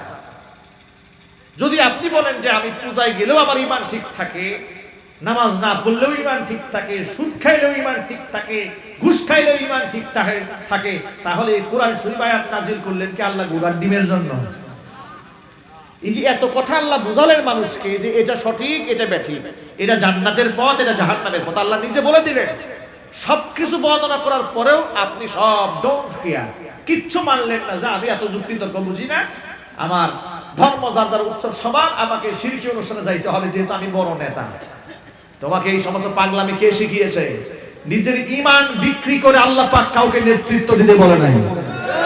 আমি আবার পরিষ্কার করে বলছি, নিজের ঈমান আমলকে বাদ দিয়ে কোন মুশরিককে খুশি করে যারা রাজনীতি করতে চায়, আল্লাহ পাকের কসম তাদের হাসর হবে আবু জেহেলের চাইতে কোনো সন্দেহ নেই। মনে রাখেন, তাওহীদের ব্যাপারে কোনো কম্প্রোমাইজ নাই। আমাদের বিশ্বাস আল্লাহ এক এবং একক, লা শারীকা লাহ, তার কোনো শরীক আছে? তার কোনো শরীক আছে? দেখেন সূরা ইখলাস আল্লাহ কি বলেন। আল্লাহ রাব্বুল আলামিন বলেন, কুল হুয়াল্লাহু আহাদ আল্লাহুস সামাদ লাম ইয়ালিদ ওয়া লাম ইউলাদ ওয়া লাম ইয়াকুল লাহু কুফুওয়ান আহাদ। এই সূরাটা মুখস্থ আছে কার কার? মাশাআল্লাহ, আলহামদুলিল্লাহ, এটা অত্যন্ত সুন্দর একটা সূরা, তাওহীদের সূরা। আল্লাহু আকবার বলেন। একজন সাহাবী রাসূলের কাছে নালিশ নিয়ে আসেন, হে রাসূল, আপনি আমাদেরকে যেই সাহাবীকে ইমাম বানাইছেন, ওই ইমাম সাহেব সব নামাজেই সূরা ইখলাস পড়ে। যোহরেও সূরা ইখলাস, আসরেও সূরা ইখলাস, মাগরিবে ইখলাস, ইশায় ইখলাস, ফজরেও ইখলাস পড়ে। আল্লাহর নবী সাহাবীকে ডাকলেন, ও সাহাবী, তোমার মুক্তাদিরা তোমার ব্যাপারে নালিশ করেছে, তুমি নাকি নামাজে দাঁড়িয়ে খালি সূরা ইখলাস পড়ো। বলে, হ্যাঁ রাসূল, ইন্নী উহিব্বুহু, আমি এই সূরাকে খুব বড় ভালোবাসি। আমি এই সূরাকে এত ভালোবাসি যে আমার নামাজে এই সূরা না পড়লে ভালো লাগে না, আমি এই জন্য এই সূরাটা পড়ি। হুজুর বললেন, হুব্বুকা ইয়াহু ইউদখিলুকাল জান্নাহ, এই সূরার ভালোবাসা তোমাকে বেহেশত পর্যন্ত পৌঁছায় দেবে। তুমি এমন একটা সূরাকে পছন্দ করে নিয়েছো। আমরা তো 30 পারা কোরআনকেই মহব্বত করি, একটা সূরাকেই মহব্বত করলে যদি এক সূরার ভালোবাসায় বেহেশতে পৌঁছাতে পারে, 30 পারা কোরআনের 114টা সূরাকে ভালোবাসলে নিশ্চয়ই আমরা জান্নাতে যাব ইনশাআল্লাহ। যদি বলেন ইনশাআল্লাহ। আল্লাহ পাক বলেন, তাওহীদের কি সুন্দর ঘোষণা শোনেন। এবার পৃথিবীর বহুত্ববাদ বিশ্বাসকে ধ্বংস করে দিলেন আল্লাহ, চিত্তবাদের বিশ্বাসকে আল্লাহ ধ্বংস করে দিয়া বললেন, কুল হুয়াল্লাহু আহাদ। খ্রিস্টানদের বিশ্বাস অনুযায়ী আমি আল্লাহ তিনের একাংশ নই, মুশরিকদের বিশ্বাস অনুযায়ী আমি 33 কোটি দেবতার একজন নই। আমি আল্লাহ তাহলে কি শোনো, কুল হুয়াল্লাহু আহাদ, আমি আল্লাহ এক এবং একক, আল্লাহুস সামাদ। আমার তো শরীক থাকার কোনো প্রয়োজন নাই, তার কারণ শোনো, আমি আল্লাহ বেনিয়াত, কোনো কিছুর মুহতাজ আমি আল্লাহ নই। লাম ইয়ালিদ, আমি কাউকে জন্ম দেইনি, যে বিশ্বাস করে খ্রিস্টানেরা। ওয়ালাম ইউলাদ, আমি কারো কাছ থেকে জন্ম গ্রহণ করি নাই। ওয়ালাম ইয়াকুল লাহু কুফুয়ান আহাদ, আমি আল্লাহর সমকক্ষ আসমানে জমিনে অন্তরিক্ষে কেউ নাই। ঈমান পাকা। ঈমান কি পাকা? এই আয়াতটা বুঝলে ঈমানের আর কোনো ভেজাল থাকবে? এই ছোট্ট সূরা, আপনি তো সাধারণ মুসল্লি, আপনাকে 30 পারা কোরআনের পুরা তাফসীর জানতে হবে, যত এত জরুরি নয়। নিশ্চয়ই আপনি যত জানবেন তত বেশি লাভবান হবেন, ঠিক কি না? কিন্তু সম্পূর্ণ তাফসীর আপনাকে জানতেই হবে, এটা জরুরি নয়। আপনার জীবনকে পরিচালনা করার জন্য যতটুকু প্রয়োজন আপনি ততটুকুনি কোরআন থেকে নিতে পারেন। কিন্তু সূরা ইখলাস এমন একটা সূরা, এই সূরার তাৎপর্য বুঝলে আপনাকে জোর করেও কেউ মুশরিক বানাতে পারবে না। কথা বলেন ঠিক কি না? ইমানে ভেজাল ঢোকাতে পারবে না। এবার আপনারা বলেন তো, আল্লাহ কজন? আরো জোরে। কোন শরীক আছে? এবার শরীকের ধাপগুলো বুঝতে হবে। কষ্ট হচ্ছে আপনাদের? তাফসীর মাহফিলটা একটু বোঝার ব্যাপার, কোরআনের আলোচনা একটু বোঝার ব্যাপার, আর গাল গল্প শোনার ব্যাপার। দেখবেন কিচ্ছা কাহিনী শুনতে মজা লাগে অনেক, এরপরে যেন কি থাকে, পরে যেন কি থাকে, একটা মজা কাহিনী থাকে। নাটক মানুষ দেখে না? দেখবেন একটা নাটক সিরিয়ালের ভক্ত কত মানুষের, এক একটা সিরিয়াল মিলিয়ন মিলিয়ন ভিউ হয়, কোটি কোটি দর্শক দেখে, নাটক দেখে। কারণটাকেই জানেন? কাহিনী। মানুষ খুব আপনার নেক্সটটা কি হবে, ফিউচারটা দেখতে চায় মানুষ, খুব আশা নিয়ে। নাটক যেহেতু সিরিয়ালে চলতে থাকে, তারা জানতে চায় যে এরপরে কি হবে, এরপরে কি হবে, এরপরে কি হবে। এই আশা নিয়ে শত শত পর্ব হয়, সব পর্ব মানুষের জন্মের দেখা দেখে। যেমন নাকি স্টার জলসার সিরিয়াল, এগুলো তো কক্সবাজারে আসেই না এ পর্যন্ত। এদেশের মহিলারা এগুলো দেখে নাকি? অনেক দেখে, জন্মের দেখা দেখে। খাওয়া দাওয়া এক বেলা বন্ধ থাকবে, অসুবিধা নেই, কিন্তু সিরিয়াল একটা বাদ গেলে খবর আছে, ঠিক কিনা? বাদ গেলে আবার কাজা কাফারারও সুযোগ আছে। নাউজুবিল্লাহ পড়েন ভাইরা। কোরআন একটা বোঝার ব্যাপার, এটা মোটা মাথায় বোঝা যাবে না, বুঝতে হবে ঠান্ডা মাথায়। কি মাথায়? ঠান্ডা মাথায়। আমি যে আল্লাহকে এক এবং এককভাবে বিশ্বাস করলাম, এই কথার অর্থটা আগে ক্লিয়ার করে। আমি আল্লাহকে এক এবং এককভাবে বিশ্বাস করে আল্লাহ পাকের সত্তাগতভাবে যে আল্লাহ পাক জাত এক এবং একক, ঠিক কিনা? অনুরূপভাবে বিশ্বাস করতে হবে আল্লাহ পাক তার গুণাবলীতেও এক এবং একক। আল্লাহর যে গুণ, এই গুণে পৃথিবীর কোনো মানুষ কিংবা কোনো মাখলুকাত শরীক আছে? আর চিল্লায় বলেন। যেমন আল্লাহ পাকের জাতের সাথে শরীক নাই, অনুরূপভাবে আল্লাহ পাকের গুণাবলীর মধ্যেও শরীক নাই। 3 নাম্বার হচ্ছে অনুরূপভাবে আল্লাহ পাকের ইবাদতের মধ্যেও কোনো শরীক নাই। এই 3টা বিষয় ক্লিয়ার করতে হবে, কনসেপ্টটা বুঝতে হবে। আমরা অনেকেই আল্লাহকে, আল্লাহর সত্তার সাথে কাউকে শরীক করি না, এই কথা ঠিক। কিন্তু অনেক ভাইরা সত্তার সাথে শরীক না করলেও গুণাবলীর সাথে শিরিক করেন।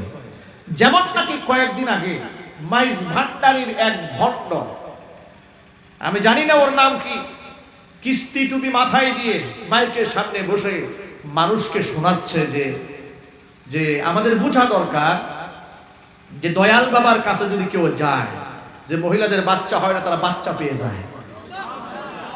তিনি মানুষকে সবক শেখাচ্ছেন। এই ভিডিওটা আপনারা দেখেছেন, প্রচন্ড ভাইরাল হয়েছে ফেসবুকে। সে বলেছে যে আমি মাইজ ভান্ডারের ভক্ত, তরিকতের লোক। এই লোকটি বেশ কিছুদিন আগে আরেকবার ভাইরাল হয়েছিল এই কথা বলে, আমার মরণকালে ঢুলবাসি বাজাইও। নাউজুবিল্লাহ বলেন। কালিমা কালামের দরকার নাই, নাউজুবিল্লাহ। সে একটা গান বলেছিল, কালিমা কালামের দরকার নাই, দোয়া কালামের প্রয়োজন নাই, আমার মরণকালে ঢুলবাসি বাজাইও। এই গান বলে গত বছর মারাত্মক বিতর্কিত হয়েছিল। আবার এই বছর নতুন ডেলিভারি দিয়েছে। কদিন পর পরে তার মধ্যে শিরিক এবং কুফুরির প্রসব বেদনা শুরু হয়। এই শিরিক এবং কুফুরি তার মুখ দিয়া প্রসব করে কয়েকদিন পর পর। আর গোটা জাতিকে বিভ্রান্ত করে। সে বলে যে বাবার কাছে গেলে ছেলে পাওয়া যায়, মেয়েও পাওয়া যায়, ব্যবসা বাণিজ্যে বরকত পাওয়া যায়, ভাগ্য ভালো মন্দ করে দিতে পারে। চিল্লায় কোন নাউজুবিল্লাহি মিন যালিক। এই ধরনের বক্তব্য দিয়ে দিয়ে এই সমস্ত ভণ্ডের দরবারের লোকেরা মানুষদেরকে জাহান্নামের পথে পরিচালিত করছে। জোরে বলেন ঠিক কিনা? আপনার এক বাক্যে জবাব দেয়া বলেন তো, ছেলে দেওয়ার একমাত্র মালিককে? মেয়ে দেওয়ার মালিককে? ব্যবসা বাণিজ্য উন্নতি দেওয়ার মালিককে? আমার তাকদীর ভালো করার মালিককে? বন্ধ করার মালিককে? এটা তো আমার ইমানের ব্যাপার। কাদরি খাইরিহি ওয়া শাররিহি মিনাল্লাহি তাআলা। আমার তাকদীরের ভালো মন্দ, আমার ভাগ্যের ভালো মন্দ একমাত্র কার হাতে? পাকের হাতে। এটা বিশ্বাস করেন, মন থেকে বিশ্বাস করেন। তাওহীদ, আল্লাহ পাক যে এক এবং একক, সত্তাগতভাবে আল্লাহ এক, গুণাবলীর দিক থেকে আল্লাহ পাক এক, আল্লাহর গুণের সাথে কাউকে শরীক স্থাপন করা যাবে না। 3 নাম্বার হচ্ছে আল্লাহ পাকের ইবাদতের মধ্যে আল্লাহ এক, আল্লাহর ইবাদতের মধ্যেও কাউকে শরীক স্থাপন করা যাবে না। যার কারণে আমার সিজদা হবে কার জন্য? আমার নামাজ কার জন্য? রোজা কার জন্য? হজ কার জন্য? যাকাত কার জন্য? কিছু লোকেরা যাকাত দিয়েও জাহান্নামে যাবে, কিছু লোকেরা নামাজ পড়েও জাহান্নামে যাবে, কিছু লোকেরা দান সদকা করেও জাহান্নামে যাবে। আল্লাহর হাবিব বলেন, মান তাসাদদাকা ইউরাইন নাস ফাকাদ আশরাকা। মানুষকে দেখাবার জন্য যেই ব্যক্তি দান করে সেই ব্যক্তি শিরিক করে। মান সাল্লা ইউরাইন নাস ফাকাদ আশরাকা। যেই ব্যক্তি মানুষকে দেখানোর জন্য নামাজ পড়ে সেও শিরিক করে। জোরে করে নাউজুবিল্লাহ। কিছু কিছু লোক আছে দেখবেন, এমনি দান করবেন না, বিভিন্ন মাহফিলে গেলে মাইকের সামনে ঘোষণা দেবে, মাইকের সামনে ঘোষণা দেয়, আবার ঠিক মতো টাকাটা দেয় না। ঠিক কিনা? আমি এক মাহফিলে গেলাম, বলে হুজুর এই ব্যাপারে একটু ওয়াজ করেন, গত বছর যারা মাহফিলে দান করবেন বলে ওয়াদা করেছিলেন তারা যেন টাকাটা দেয়। আমি বললাম, ভাই এটা আবার কোন ওয়াজ? কয় হুজুর এত আশ্চর্যজনক, মুসলমান স্টেজে হাজার হাজার মানুষের সামনে বাহাবা পাওয়ার জন্য, নারাই তাকবীর পাওয়ার জন্য, মারহাবা পাওয়ার জন্য মাইকে বলে দিয়ে গেছে 50,000 টাকা, বছর ওভার হয়ে গেছে 5 টাকাও দেয়নি। নাউজুবিল্লাহ পড়ে। এই লোক সমাজে নাই? আরো জোরে বলতে হবে নাই? এই যে যারা ওমর রাদিয়াল্লাহু তাআলা আনহু সংগঠন করেছেন তাদেরকে জিজ্ঞেস করবেন, সংগঠনের কেশিয়ারকে জিজ্ঞেস করবেন যে এই মুসল্লি আছে নাকি এলাকায়, দেখবে হুজুর অভাব নাই, 1 বছর আগে নাম লিখাইছে 500 টাকা এখনো বাকি আছে না নাই? এগুলা করবেন না, এগুলা করা যাবে? এগুলা করা যাবে না। আমার দান, আমার নামাজ, আমার রোজা, আমার সব কার জন্য? আরো যদি বলেন। হ্যাঁ, কোন কোন ক্ষেত্রে প্রকাশ্য দান করার মধ্যে সওয়াব আছে, নাই? নবী করিম সাল্লাল্লাহু আলাইহি ওয়াসাল্লাম যখন তাবুক যুদ্ধে যাচ্ছিলেন, তাবুকের প্রান্তে যাওয়ার আগে নবী সাল্লাল্লাহু আলাইহি ওয়াসাল্লাম সাহাবায়ে কেরামের কাছ থেকে দানের টাকা প্রকাশ্যে গ্রহণ করছিলেন। ওমর ফারুক রাদিয়াল্লাহু তাআলা আনহুর কাছ থেকে গ্রহণ করলেন, উসমান রাদিয়াল্লাহু তাআলা আনহুর কাছ থেকে গ্রহণ করলেন। দেখেন আল্লাহ সুবহানাহু ওয়া তাআলা বলছেন, ইন তুবুদুস সাদাকাতি ফানি'মাহি ওয়া ইন তুখফুহা ওয়া তুতুহাল ফুকারা ফাহুয়া খায়রুল লাকুম। তোমরা যদি প্রকাশ্যে দান করো তাহলে সেটা কতই না উত্তম ব্যাপার। ওয়া ইন তুখফুহা, আর যদি দানটাকে গোপন রাখো, ওয়া তুতুহাল ফুকারা, ফকির মিসকিনদেরকে দান করো, ফাহুয়া খায়রুল লাকুম, এটাও তোমাদের জন্য কল্যাণকর। এর মানে তুমি দান প্রকাশ্যেও করতে পারো, গোপনেও করতে পারো, কিন্তু গোপন দানের মধ্যে রিস্ক নাই, প্রকাশ্য দানের মধ্যে রিস্ক আছে। ঠিক কি না? প্রকাশ্য দানের রিস্কটা কোন জায়গায় বলি আপনাদেরকে? শয়তান তো আমাদের রগ রেশার ভিতর দিয়ে চলে না, আপনাদের সাথে নাই যে হুজুর এটা বলবেন না, আমরা এত বড় পীর সাহেব, শয়তান আমাদের দিকে দেখলেই পালায় যায়, এরকম নাকি? না, শয়তান এই রগ রেশার ভেতর দিয়ে চলে। আপনি প্রকাশ্যে দান করলেন, আপনি মাহফিলে দান করলেন 5,000 টাকা, সমস্ত মানুষরা মিলে জুড়ে বলল মারহাবা, বলে দিল। এরপরে আরেকজন ব্যক্তি দান করলো, সে বলল 2,000 টাকা, এবার মানুষ আরো জোরে বলল মারহাবা।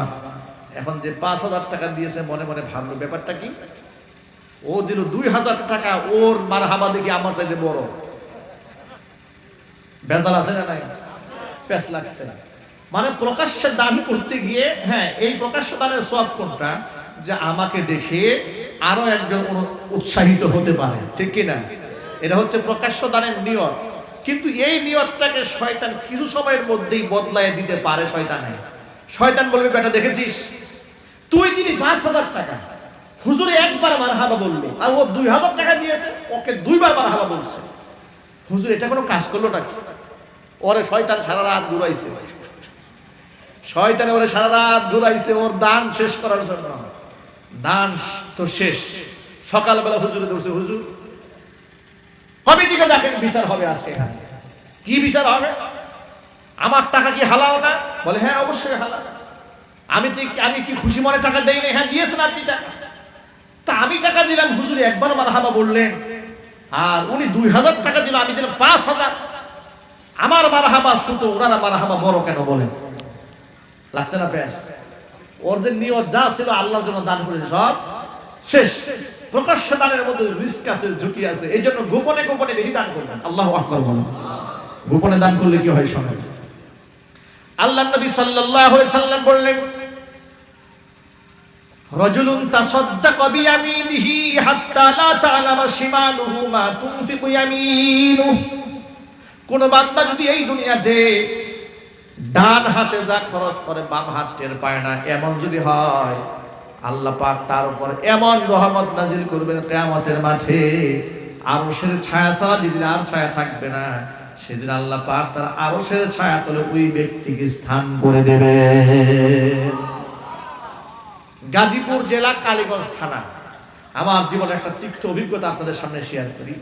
কালীগঞ্জ থানাতে একটা মাহফিল ছিল, সম্ভবত আজ থেকে কয়েক বছর আগের কথা। মাহফিল শেষ, আমি মুনাজাত দিলাম। মুনাজাত শেষ হওয়ার পরে মাহফিলের যিনি সম্ভবত সেক্রেটারি না সভাপতি, তিনি আমাকে বললেন, হুজুর মুনাজাতটা তো আপনি দিয়ে ফেললেন, কাজটা কেমন হইল? আমি বললাম যে মাহফিল শেষ তো মুনাজাত হয়ে যাবে। কিন্তু মাহফিল তো শেষ, এ কথা ঠিক আছে, মুনাজাত দিয়েছেন এটাও ঠিক আছে, কিন্তু মুনাজাত দেওয়ার আগে তো আমাদের বড় একটা নামের তালিকা ছিল, এটাতে ঘোষণা দেওয়া হয় না। কোন নামের তালিকা? যে এই মাহফিলে কে কয় টাকা দান করেছে, এটা যদি আজকে নাম সহ মাইকে ঘোষণা করা না হয়, তাহলে আগামীকাল যারা টাকা দিয়েছে টাকা ফেরত দেবে। আমি মনে মনে ভাবলাম, ওরে বাপরে, বিশাল দানবীর এলাকায় কত বড় দানবীর, তারা মাইকে তাদের নাম ঘোষণা না করলে সব টাকা ফেরত নেবে। চিন্তা করেন। এবার আপনারা বলেন, এই দানটা কি আল্লাহর জন্য? আরো যদি বলতে হবে, এই দান কি আল্লাহর জন্য? না, এটা আল্লাহর জন্য নয়। এটা দিয়েছে এলাকায় বাহাবা পাওয়ার জন্য। আল্লাহর নবী বলেন, যেই ব্যক্তি মানুষকে দেখাবার জন্য দান করেছে, সেই ব্যক্তি শিরিক করেছে। সাবধান, সাবধান মুসল্লি, সাবধান। নামাজি ব্যক্তি নামাজ পড়বে একমাত্র কার জন্য? এবার শুনেন, আল্লাহ বলেন, কুল ইন্না সলাতি ওয়া নুসুকি ওয়া মাহইয়ায়া ওয়া মামাতি লিল্লাহি রাব্বিল আলামিন। সবাই পড়েন, ইন্না সলাতি ওয়া নুসুকি ওয়া মাহইয়ায়া ওয়া মামাতি লিল্লাহি রাব্বিল আলামিন। নিশ্চয় আমার নামাজ, ওয়া নুসুকি আমার কুরবানি, ওয়া মাহইয়ায়া আমার জীবন, ওয়া মামাতি আমার মৃত্যু, লিল্লাহি রাব্বিল আলামিন, আসমান জমিন লৌহ কলম চাঁদ সূরজ গোটা জগতের রব আল্লাহর জন্যই নিবেদিত। আল্লাহ পাক বলেন, মানুষকে দেখাবার জন্য যারা নামাজ পড়ে, তোমাদের জন্য জাহান্নাম। ফাওয়াইলুল লিল মুসাল্লিন আল্লাযীনা হুম আন সালাতিহিম সাহুন আল্লাযীনা হুম ইউরাউনা ওয়া ইয়ামনাউনাল মাউন। ওই মুসল্লিদের জন্য জাহান্নামের আগুন, যারা তাদের নামাজ সম্পর্কে গাফিল, উদাসীন। নামাজের ব্যাপারে উদাসীন মুসল্লি আছে না? নামাজ পড়ে কিন্তু নামাজের কোনো গুরুত্ব নাই, এই মুসল্লি সমাজে আছে। আজকে থেকে ভাইরা হাত জোর করে অনুরোধ জানাচ্ছি, যারা এই তাফসীর আয়োজন করেছেন তাদেরকে বলছি, যারা টাকা দিয়েছেন তাদেরকে বলছি, যদি আমার নামাজের ব্যাপারে উদাসীনতা থাকে, আমার সারা জীবনের ওয়াজের আয়োজন, সারা জীবনের দান সদকা সব ধ্বংস হয়ে যাবে যদি নামাজের মধ্যে গাফিলতি থাকে। এই জন্য আজকের পর থেকে এক ওয়াক্ত নামাজ কাজা হবে না ইনশাল্লাহ। বলেন যুবকরা, নামাজি হওয়া যাবে না ইনশাল্লাহ? আরো জোরে বলেন। আল্লাহর পথের প্রতীক হওয়া যাবে না ইনশাল্লাহ? হায়াত মৌত কার হাতে? যে কোনো সময় তো ডাক চলে আসতে পারে। মনে রাখবেন, শিরিক মুক্ত ঈমান নিয়ে বিদায় হব জমিন থেকে, বেদাত মুক্ত আমল নিয়ে বিদায় হব ইনশাআল্লাহ। আমলে বেদাত থাকা যাবে, আমল হবে সুন্নাহ মোতাবেক। আমল হবে কি? সুন্নাহ মোতাবেক। 5 ওয়াক্ত নামাজ হতে হবে কার জন্য? আল্লাহর জন্য। দান হবে কার জন্য? হজ হবে কার জন্য? যাকাত হবে কার জন্য? ঘুষ খাবো কার জন্য? ঘুষ খাওয়া যাবে? মিথ্যা কথা বলা যাবে? চুরি করা যাবে? ভাই লাভ নাই, কোনো লাভ নাই।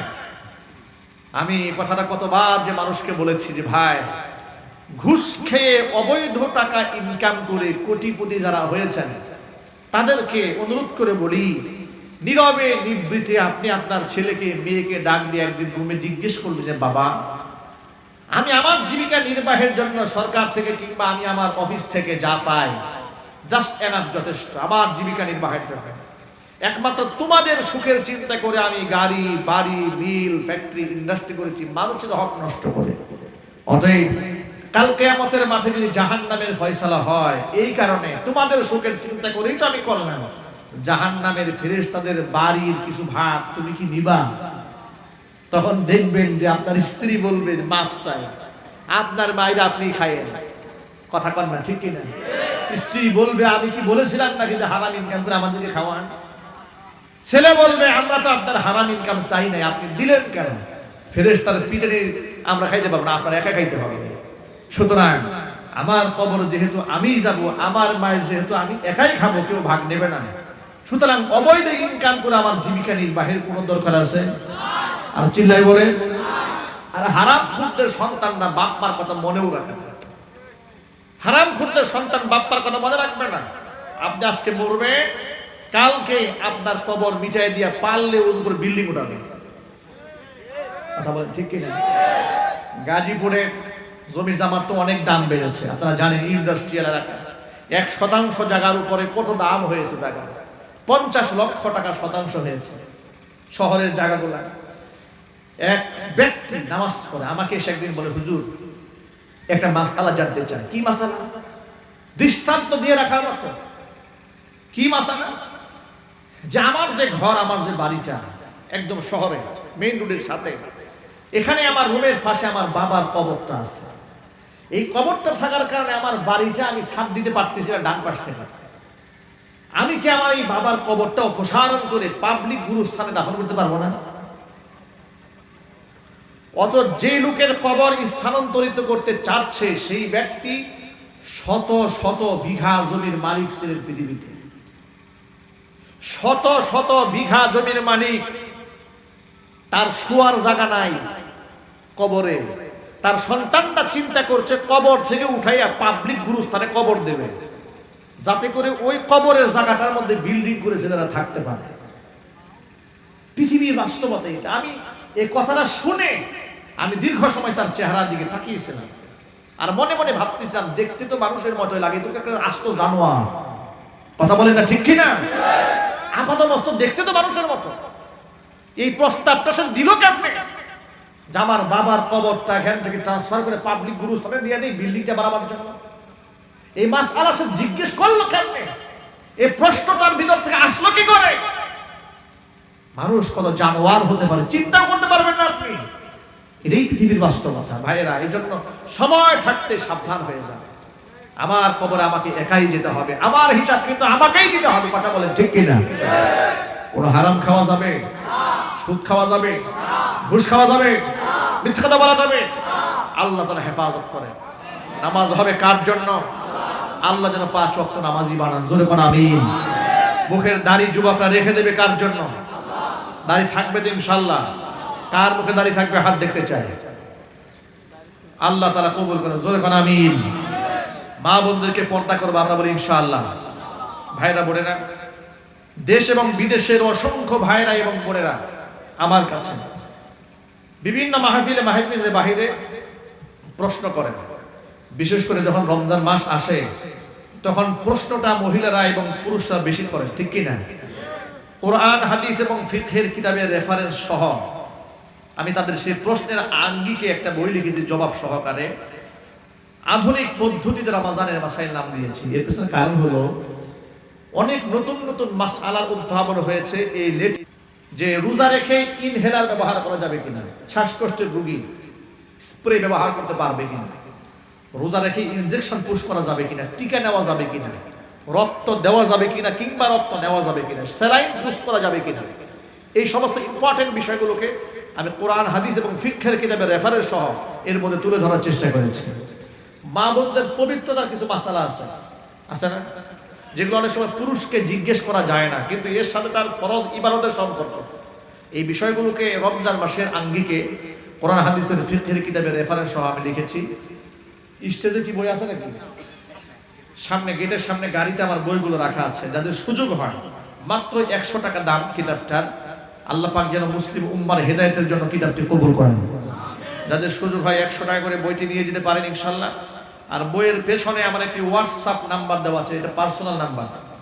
কোনো মাসআলা সংক্রান্ত কোনো ব্যাপারে যদি জানার আগ্রহ থাকে আপনারা এই নাম্বারে হোয়াটসঅ্যাপ করতে, মেসেজ করতে পারেন। এটা আমার দৃষ্টিগোচর হলে ইনশাআল্লাহ আমরা শারঈ সমাধান দেওয়ার চেষ্টা করব। আল্লাহ তাআলা আমাদের সকলকে কবুল করে মঞ্জুর করে, জোরে করে আমিন। আজান আপনারা ইউটিউবে অনেক শুনেছেন, শোনেন নাই? আচ্ছা একটু দেখছি। আল্লাহু আকবার, আল্লাহু আকবার, আল্লাহু আকবার,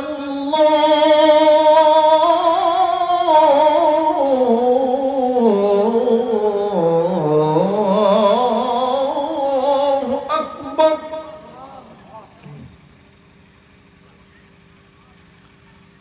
আশহাদু আল্লা ইলাহা ইল্লাল্লাহ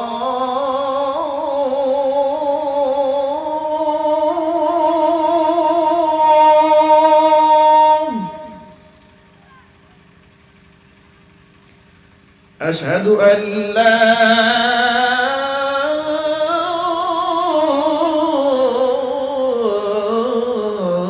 ইলাহা ইল্লাল্লাহ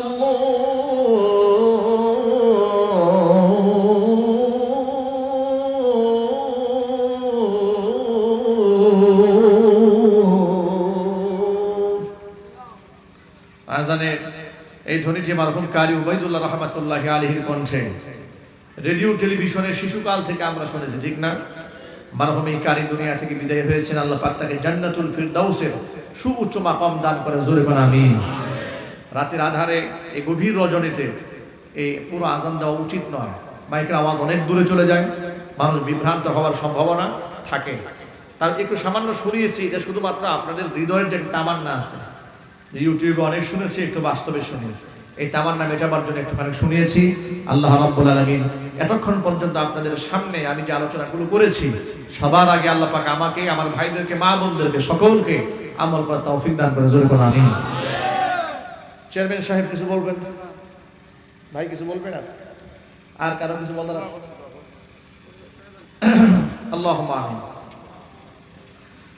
ربنا ظلمنا أنفسنا وإن لم تغفر لنا وترحمنا لنكونن من الخاسرين ربنا لا تزغ قلوبنا بعد إذ هديتنا وهب لنا من لدنك رحمة إنك أنت الوهاب ربنا فاغفر لنا ذنوبنا وكفر عنا سيئاتنا وتوفنا مع الأبرار রব্বুল আলামিন কোরআন সুন্নাহ থেকে আলোচনা করে বড় আশা নিয়ে তোমার শাহী দরবারে হাত দুখানা বাড়িয়ে দিয়েছি।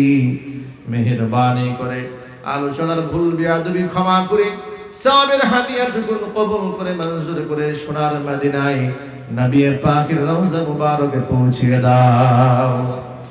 তামাম পৃথিবীর মাটির নিচে যত মুমিন মুমিনাত মুসলিমিন মুসলিম মুসলিমাত চিরবিদায় হয়ে চলে গেছেন, তাদের আরওয়াহের উপর সওয়াবের হাদিয়াগুলো পৌঁছিয়ে দাও।